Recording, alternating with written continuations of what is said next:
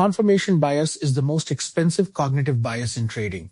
Once you've formed a thesis, this stock is going to break out or this trend is reversing, your brain searches for evidence that supports the thesis and unconsciously discounts evidence that contradicts it. The same chart that should have warned you the setup was failing instead looks like just a pullback or a healthy retest. Confirmation bias is why losing trades become bigger losing trades, why stops get moved, why traders know they're right until the moment they blow up. Today, how confirmation bias hijacks decision-making, the pre-mortem exercise pros use to stay objective, and the disconfirming evidence checklist that protects you from yourself. Here's the framework. Before entering any trade, conduct a pre-mortem. Physically write down what would tell you this trade is failing.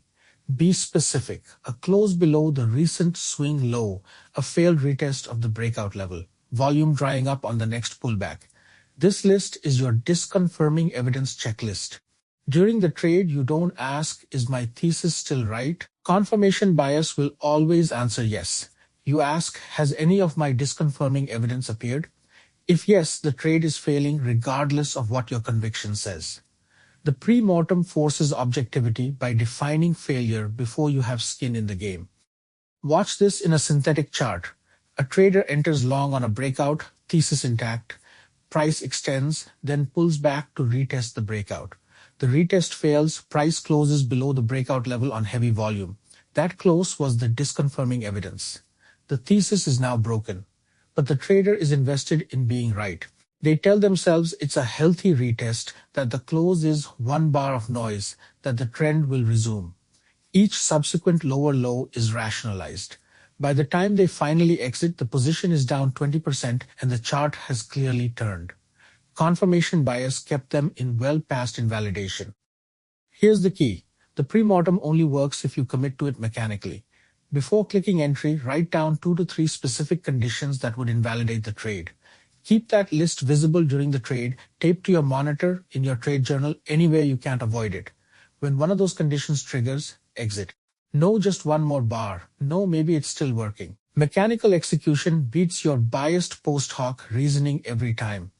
The list you wrote before you had skin in the game is more trustworthy than the you who currently has skin in the game and wants to be right. Now the disciplined version. Same trader, same entry, same retest, but they had pre-written. Exit if price closes below 108. Price pulls back to 109, holds and resumes higher. The disconfirming condition didn't trigger, the trade continues. If it had broken below 108, the exit would have been mechanical, no debate, no rationalization. Either way, the trader's bias couldn't override the rules they set before they had emotional skin in the game. The list protected them. That's the exact purpose of the pre-mortem, separating decision-making from in-trade emotion. In practice, conduct the pre-mortem on every trade, even ones you're certain will work. On winners, the list never triggers and you simply hold to target. The exercise costs you nothing. On losers, the list triggers and you exit at the small loss instead of the large one. Over 100 trades, the pre-mortem changes the loss distribution dramatically. Small losers stay small, and the catastrophic "I held too long" loss almost disappears. Discipline costs nothing on the winners, it saves everything on the losers. So, confirmation bias is the most expensive bias in trading because it keeps you in trades past invalidation. The pre-mortem fixes it by defining failure conditions before you have skin in the game, then executing them mechanically. The list you wrote before the trade is more honest than the you during the trade. Use it every time and your loss distribution shifts permanently in your favor. Subscribe for the full method and trade your own plan. Education, not financial advice.